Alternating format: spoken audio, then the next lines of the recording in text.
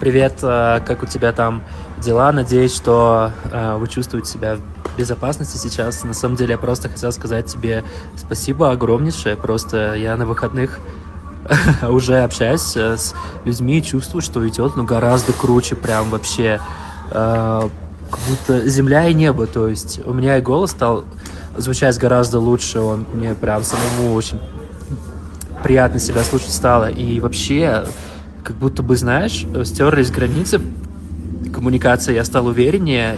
И, блин, хотя бы на примере девушек они уже прям липнут просто ко мне. Блин, это очень круто, Ольга. Я очень благодарен тебе за то, что мы с тобой достигли такого уровня. Я понимаю, что это только начало, но уже видно и уже очень круто, конечно.